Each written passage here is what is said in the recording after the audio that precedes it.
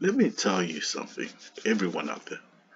If you look at these images right here, what would you think if you looked at them? Would you think they are drawings of Polynesian,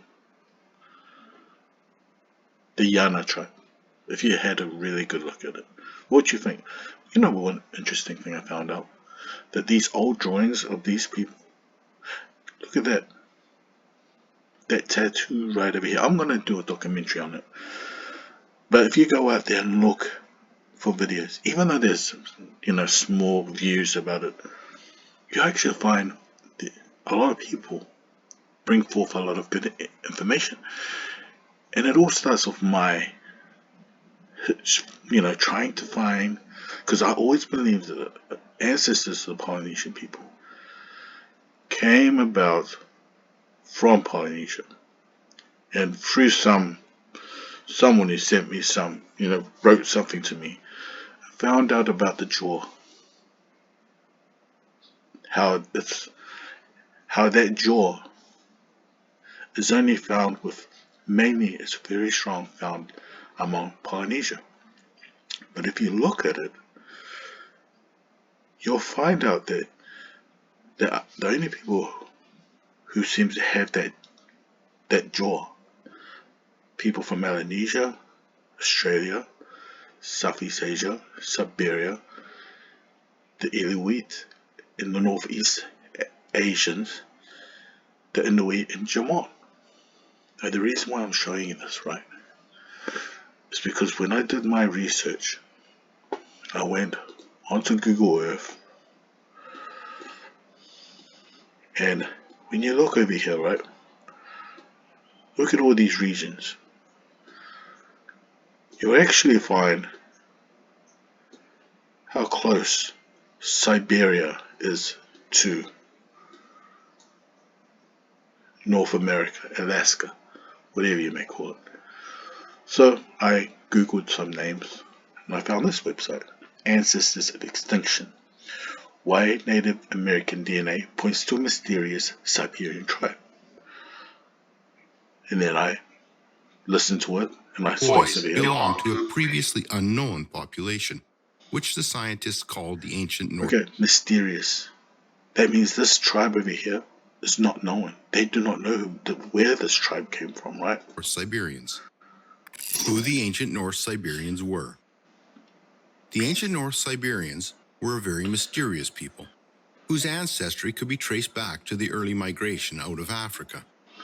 Little is known about them, but we do know that they were part of a group of people who eventually spread into Europe. But before that, they migrated to the northern regions of Siberia. That's not all.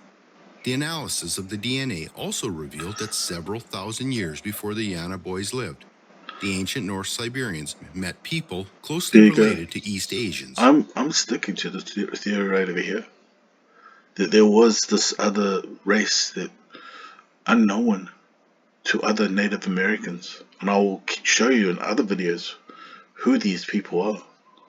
The populations interbred, so the population of the Siberians and Alaskans intermixed and created this different race. As a result, the YANA boys inherited a mix of the two ancestors. Yeah, look at that. That's what you call that jaw that we keep talking about. And this is, if you looked at it, looks very Polynesian, right? But what happened to the ancient North Siberians? Did they get genetically replaced? Or did they leave behind a legacy that would change the course of human history? Or did they leave Native America? One clue to the answer to these questions emerged from a fragment of skull that Dr. Patulko and his colleagues provided Dr. Willerslev, North Siberians.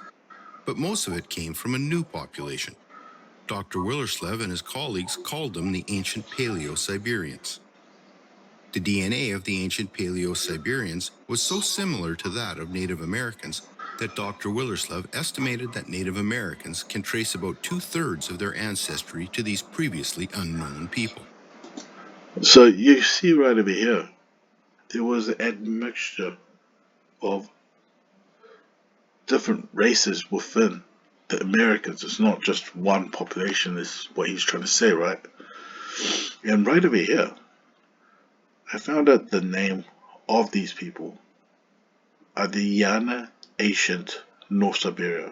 This is the name of the website if you want to check it out. And they represent by an ancient North Eurasian construction. So this is the people right here. And this is their story.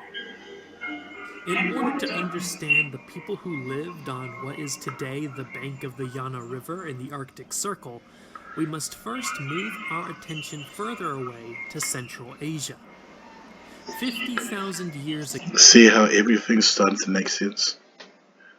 If you look at the rocker jaw, right? What he's trying to say, I only do my videos under 10 minutes, is that, yeah, these people over here that populated this regions over here, or populated these people, came from this area over here. Can you see the connection? Siberia, East Asia, Siberia, then through here. This is where all the ancestors, the original ancestors. So for me, the original ancestors of the Polynesian people actually did come from East Asia. Not Southeast Asia. East Asia.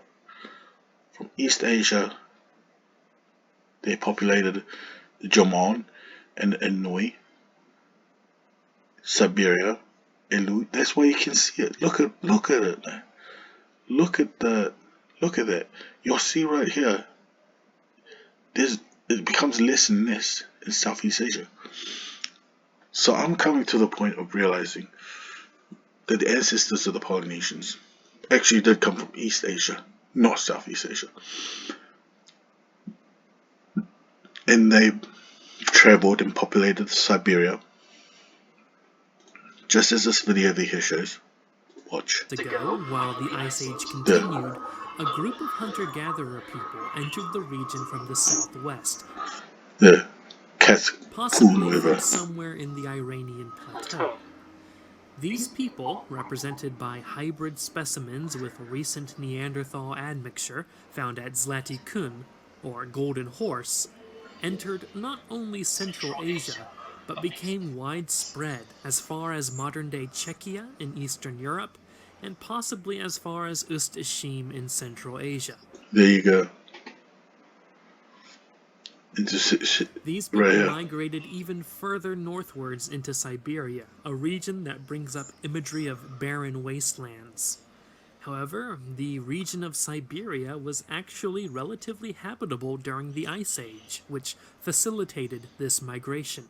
At some point between 50,000 years ago and 45,000 years ago, a split began to take place within these Zlati Kun communities.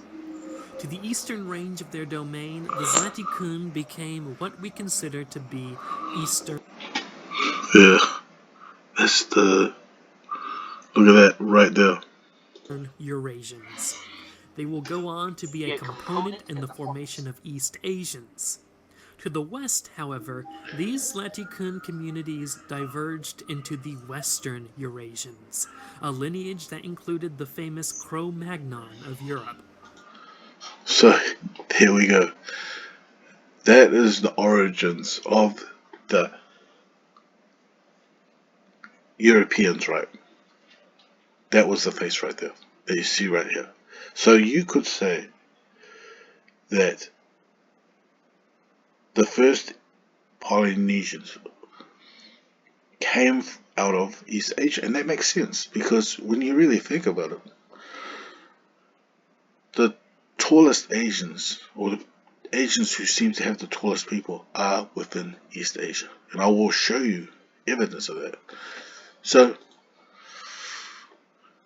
looking at this map, right, I feel like if we go out of it, that the original Polynesians Must they came from this area right here, wherever this area is. And then they would have populated, traveled out over here, populated all over here, and came into contact with South America or Alaska.